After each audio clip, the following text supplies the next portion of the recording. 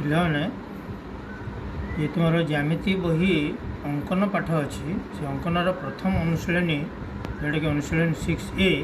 तार 1 नंबर प्रथम प्रश्नटी देख ये हूँ त्रिभुज एबीसी अंकन कर जार ए बाहु समान 6.5 सेंटीमीटर बी कोणर परिमाण 60 डिग्री बी प्लस सी माने बी बाहु और सी बाहुर दैर्घ्य समष्टि 10 सेंटीमीटर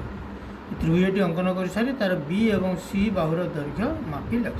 यहाँ हूँ प्रश्न तार रफ चित्रटी को देख ए बी सी त्रिभुज यार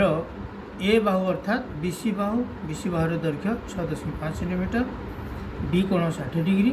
और ये जो बी बाहु और सी बाहु बी अर्थात ए सी बाहु और सी अर्थात ए बी बाहु ए दुई बाहुर समष्टि 10 सेंटीमीटर कि अंकन करवा देख प्रथम आम नब गोटे सरलरेखा अंकन कर से एक सरलरेखा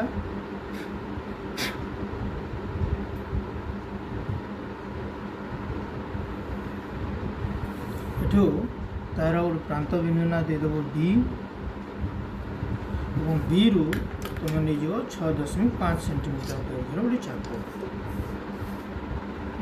6.5 सेंटीमीटर किभली नब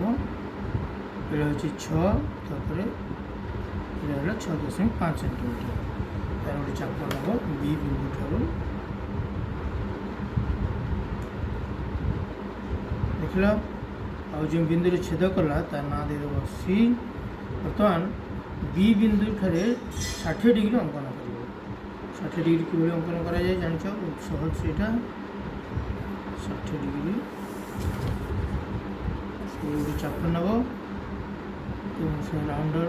चाप न बदले आ गए चाप नब ये चापर छेद बिंदु सहित बी बिंदु को जोड़ करदेव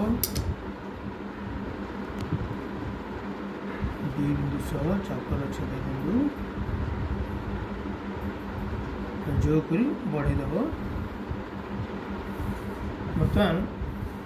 ये जो 60 डिग्री अंकन कले यही रश्मि आम बी प्लस सी दैर्घ्य अर्थात 10 सेंटीमीटर गोटे चाप ना 10 सेंटीमीटर चाप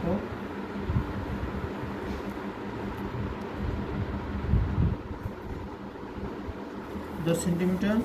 बी बिंदु 10 सेंटीमीटर चापटे ये बिंदुटी को आम अन्न गोटे ना देदेवा ना देदेले डी ना दे बर्तमान डी बिंदु सह सी बिंदु को जोड़ करदेवा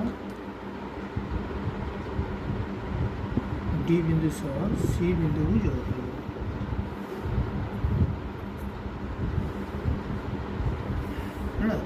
बर्तमान आम कौन करवा डी सी को समद्विखंड करदेवा डी सी को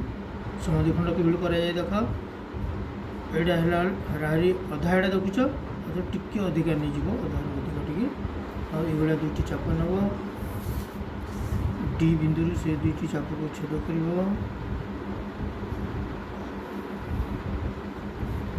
बर्तमान चाप मानकर छेद बिंदु दुईटी को जोड़ करदेव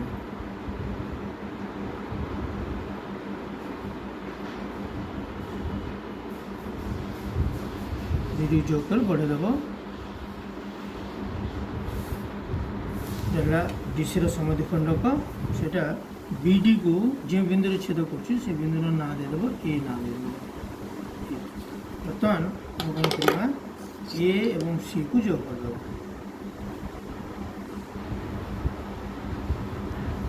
ए सी को जोड़ करदेव पाईगले आवश्यक त्रिभुज ए बी सी त्रिभुज पाईगले यार ये जो कोणटी हूँ 60 डिग्री ए सी 6.5 एवं ये दुईटी जाक बाहुर दैर्घ्य सामान तेणु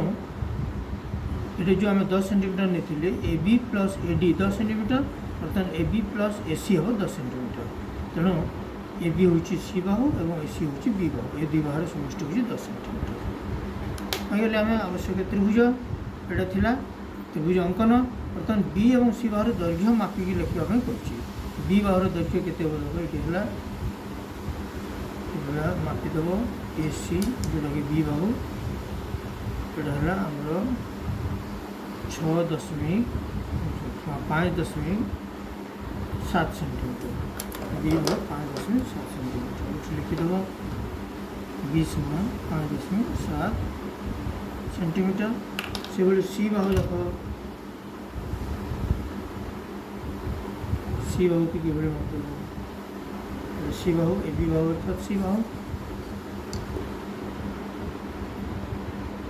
ये देखो 4.3 सेंटीमीटर सी बाहु लिखिदेव 4.3 सेंटीमीटर दुटा मिसिकी देखा 10 सेंटीमीटर 7 10 5 9 10 सेंटीमीटर तेणु आम अंकन ठीक है यहाँ तुम जान ए बी सी त्रिभुज कि अंकन करागला तो ये तुम्हें जो तुम ज्यामिति बहिर अनुशीलन 6A ये प्रथम नंबर टी करदेली ये नंबर टी तुम कर या परवर्ती नंबर गुड़िक करी जिते जो सब नंबर जान तुम तार अंकन करके फोटो ग्रुप में पठाइब। ठीक अच्छे, धन्यवाद।